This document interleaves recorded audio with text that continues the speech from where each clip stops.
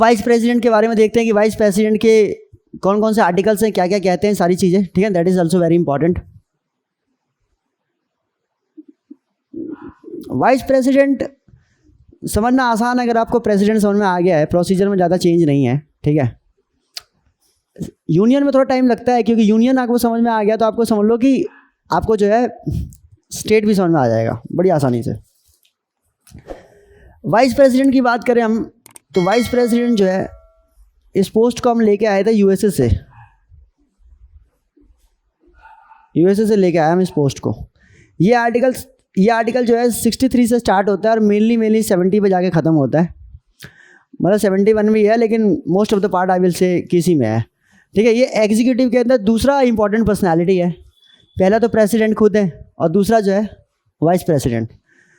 Article 63 कहता है, जैसे कि वही वाली बात है, मिस्टर एक्स फिर से आ गया मेरे पास।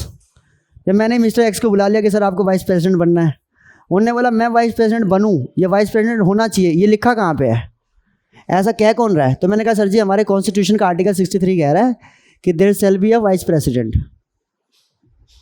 There shall be what, a vice president. तो वाइस प्रेसिडेंट की पोस्ट के बारे में कहाँ पे बता रखा है आपका आर्टिकल 63 के अंदर, the vice president of India. उसके बाद है आपका आर्टिकल 64। इन्होंने कह दिया कि वाइस प्रेसिडेंट ऑफ इंडिया जो होंगे, उनका वाइस प्रेसिडेंट ऑफ इंडिया का मेन काम जो है वो क्या है? मेन काम है he is the ex officio chairman of the Rajya Sabha, ex officio chairman of Rajya Sabha. इनका सबसे इंपॉर्टेंट काम यही है। तो जैसे ही आप वाइस प्रेसिडेंट बनेंगे मिस्टर एक्स, आप क्या बन जाएंगे? एक्स ऑफिशियो चेयरमैन बन जाएंगे, किसके? राज्यसभा के। और एक्स ऑफिशियो चेयरमैन जैसे आप राज्यसभा के बनेंगे तो रिस्पॉन्सिबिलिटी क्या होगी? राज्यसभा के अंदर जो है सारे के सारे जो राज्यसभा के सांसद हैं उनको संबोधित करने का काम है आपका। समझ रही बात क्या कह रहा हूँ? राज्यसभा के सारे सांसदों को संबोधित करने का कार्य किसका होगा?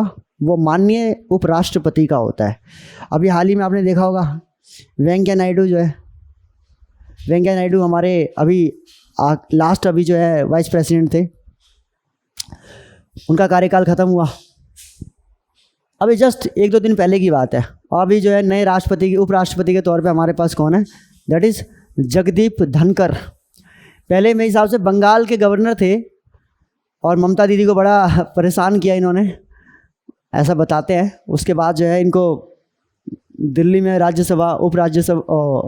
आपका जो है उपराष्ट्रपति की जो है जिम्मेदारी दी गई है। इनका मेन काम क्या होगा जगदीप धनखड़ साहब का? कि ये वाइस प्रेसिडेंट तो रहेंगे, लेकिन इनका मेन काम है कि ex officio chairman of Rajya Sabha की जिम्मेदारी निभाएंगे। तो ऊपर बैठकर जो है ये क्या करेंगे? ये वही वाला काम करेंगे कि माननीय सदस्य नीचे बैठ जाइए, माननीय सदस्य बैठ जाइए, नीचे बैठ जाइए।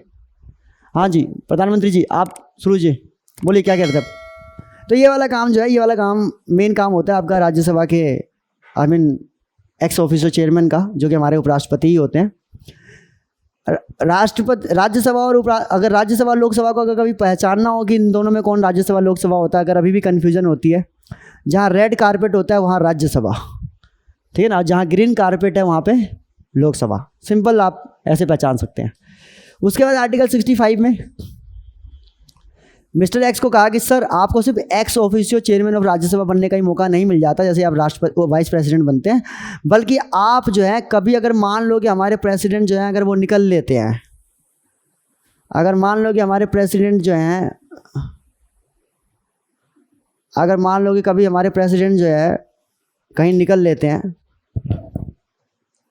तो उसमें आप एक्टिंग प्रेसिडेंट के तौर पे जो है प्रेसिडेंट की भूमिका भी निभाएंगे। आर्टिकल 65 में क्या रखा है, समझ में आई बात?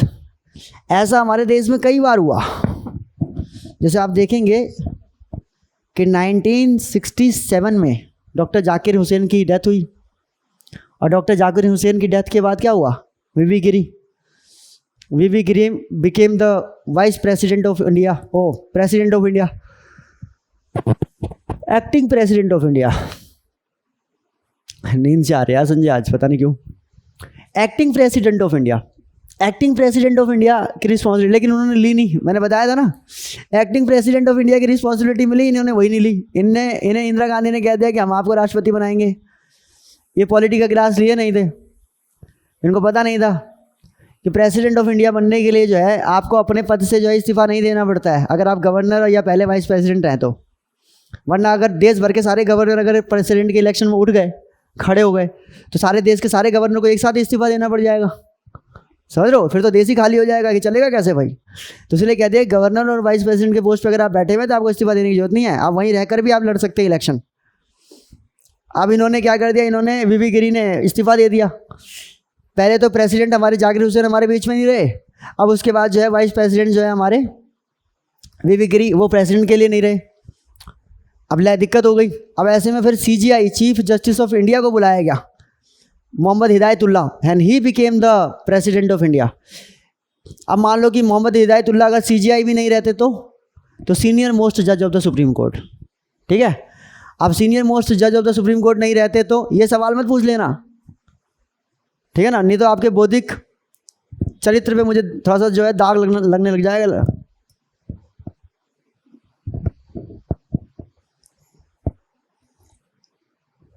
भाई 34 जज होते हैं सुप्रीम कोर्ट के अंदर, 34 के 34 होने के साथ खाली हो जाएंगे, समझ रहे हो। So that is all. तो मेन काम तो यही है एक्टिंग प्रेसिडेंट। मगर कभी कभी ऐसा होता है, जैसे मैंने कहा वीवी गिरी जैसे महत्वाकांक्षी लोग भी उतर जाते हैं मैदान में, तो एक्टिंग प्रेसिडेंट कभी कभी प्रेसिडेंट बनने के ख्वाब है। ऑल दो ही became the president of India in 1969, ना 9 नहीं, 62 से लेके 69 या 69 में, सॉरी 69 में, अगर हो गया हो तो करेक्शन कर लेना, 1969 में, क्योंकि 62 तक तो आपके डॉक्टर राजेंद्र प्रसाद ही रहे 12 साल तक, 50 से लेके 62 से लेके 67 तक सर्वपल्ली डॉक्टर सर्वपल्ली राधाकृष्णन रहे, और 67 से लेके 69 तक 2 साल तक जाकिर हुसैन रहे, and then this man V V Giri came in the picture. उसका आर्टिकल 66, अब आर्टिकल 66 जो है वो आपका बात करता है इलेक्शन के बारे में। इलेक्शन जो है वाइस प्रेसिडेंट का कैसे होगा इसके बारे में बता रखा है। इलेक्शन का प्रोसीजर जो है ऑफ वाइस प्रेसिडेंट बिल्कुल सेम है, जैसे कि प्रेसिडेंट का करवाया था हमने, वैसे ही करवाएंगे इनका भी इलेक्शन। कैसे करवाओगे इनका इलेक्शन? सिंपल सी बात है, all members of parliament participates whether elected और नॉमिनेटेड। पहली बात तो यह है कि पार्लियामेंट के सारे मेंबर पार्टिसिपेट करेंगे, मतलब लोकसभा और राज्यसभा इन दोनों के क्या करेंगे, मेंबर्स जो हैं इसके अंदर जो है पार्टिसिपेट करेंगे, चाहे वो फिर इलेक्टेड हो, चाहे फिर वो दोनों इलेक्टेड हो या नॉमिनेटेड हो, प्लस नॉमिनेटेड हो, ठीक है। अब ये नॉमिनेटेड वाले क्या ही इन्फ्लुएंसर रहेंगे, इनको कौन सा जो वाइस प्रेसिडेंट में खड़ा हुआ है वो जानता है, जो इनके फेवर में वोट दे देगा, तो इनको अलाउ कर दिया गया।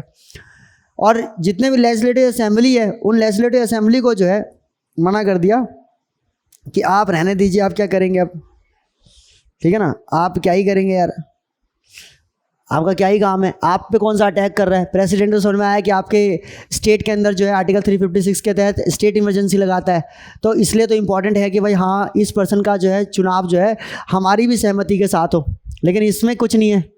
Getting the point? तो यहाँ पे क्या हो गया, दो चीज़ें, यहाँ पे लोकसभा राज्यसभा को ही से बोला गया और उसमें भी इलेक्टेड और नॉमिनेटेड दोनों को बोला गया, लेकिन आपका जो है लेजिस्लेटिव असेंबली जो है किसी भी स्टेट का उसको पार्टिसिपेट करने से मना कर दिया गया। लेजिस्लेटिव काउंसिल को ही मना कर दिया कि आपको भी नहीं करना है। हाँ ये बात है कि अब भाई देखो, जैसे कि वही वाली बात है, मैं अभी बताऊंगा कि कौन कौन उठ सकता है। इसमें सिटीजन चाहिए और 35 साल की उम्र चाहिए, तो ऐसे तो बहुत लोग हैं, ऐसे तो कोई भी उठ जाएगा प्रेसिडेंट के इलेक्शन के अंदर, लेकिन नहीं, कम से कम 20 जो है वो आपके कौन होने चाहिए, 20 ऐसे लोग होने चाहिए जो आपको क्या करेंगे, जो आपको प्रपोज करेंगे, ठीक है। और 20 लोग जो है वो एडॉप्ट करेंगे। 20 लोग ऐसा प्रपोज करेंगे कि सर हम चाहते हैं कि मिस्टर एक्स जो है वो प्रेसिडेंट वाइस प्रेसिडेंट के इलेक्शन के लिए खड़ा हो हमारी तरफ से, हमारा दावेदार ये रहेगा। 20 लोग कम से कम। और 20 लोग कौन से, जो लोग उसको उसके अलावा अलग से जो एक्सेप्ट करे कि हाँ भाई जो 20 लोग कह रहे हैं ये इनके साथ हम भी खड़े हैं, हम भी चाहते हैं कि हाँ भाई मिस्टर एक्स को जो है वाइस प्रेसिडेंट की जो है कुर्सी मिले। समझ रहे आप? समझ रहे बात को? अब 20 अगर सांसद तुम्हारे हैं जान बजान के तो ले आओ, फिर 20 क्या 40 चाहिए, 40 सांसद अगर आप जान बजान के हैं तो ले आओ, कोई दिक्कत नहीं। अगर 40 सांसद है तो फिर तो बन जाओ, क्या दिक्कत है। उसके बाद जो है आपका ओके, उसके बाद क्या है कि आर्टिकल 67 कहाँ लिखूँ, यही लिख देता हूँ। आर्टिकल 67 जो है इसमें बता रखा है कि इसके बारे में, टर्म के बारे में। टर्म वही है 5 साल, 5 ईयर्स। अच्छा एक क्वेश्चन बताओ मेरे को, अगर मान लो कि 5 साल से पहले ही वाइस प्रेसिडेंट ही निकल लिया तो अगला जो वाइस प्रेसिडेंट आएगा, मान लो कि 2 साल में चले गए, तो अगला वाइस प्रेसिडेंट आएगा तो कितने साल के लिए बनेगा? 1 साल के लिए, 2 साल के लिए, 3 साल, जो 3 साल काट चुका है और 2 साल काट चुका है मान लो, तो कितने साल के लिए आने वाले? 3 साल या 5 साल? फ्रेश 5 साल मिलेंगे या सिर्फ बचे हुए 3 साल मिलेंगे? फ्रेश मिलेंगे, प्रेसिडेंट हो या वाइस प्रेसिडेंट हो, दोनों के केस में फ्रेश मिलते हैं, ध्यान रखेंगे। अब जैसे एग्जाम्पल के लिए मैं बोल दूं कि जाकिर हुसैन की डेथ हुई 1969 में, लेकिन वीवी गिरी जो चुने गए वो उनके बचे हुए 3 साल को पूरा करने के लिए नहीं, लेकिन अपने फ्रेश 5 साल के लिए, तो 1969 से लेकर 1974 तक। और फिर आए फखरुद्दीन अली अहमद, समझ में आ रही बात? तो पूरे 5 साल के लिए, और अगली बार भी आएंगे तो आपके नेक्स्ट 5 ईयर्स के लिए आएंगे, ठीक है, ध्यान रखेंगे। उसके बाद जो है अगर मान लो कि इनकी डेथ हो जाती है तो कितने टाइम में क्या कहते हैं इलेक्शन करवाना है, बस इतना कह दिया, as soon as possible. President के केस में तो कह दिया था साफ साफ 6 महीने में करवाओ। यहाँ पे वैकेंसी अराइज हो जाती है तो आपके कितने टाइम पे, आपको जो है वैकेंसी अराइज होने के बाद जो है as soon as possible, ASAP, as soon as possible जो है आपको क्या करवाना है, इलेक्शन करवाना है। और अगर सब कुछ ठीक है तो आर्टिकल 69 के तहत क्या कर लो, ओथ ले लो, अफर्मेशन करवा लो। ओथ जो दिलवाने का काम करते हैं वो कौन करते हैं? अरे यार ओथ कौन दिलवाता है? ओथ शायद मेरे हिसाब से चीफ जस्टिस ऑफ इंडिया ही दिलवाएंगे। चलो अभी तो 2-4 दिन में ओथ होने ही वाला है इनका, देख लेते हैं। अभी जगदीप धनखड़ का कौन करवाएंगे? वाइस प्रेसिडेंट ऑफ इंडिया ही करवाते हैं जहाँ तक आइडिया है मुझे, ठीक है। ओ सॉरी, वाइस प्रेसिडेंट कह रहा हूँ, चीफ जस्टिस ऑफ इंडिया ही करवाते हैं।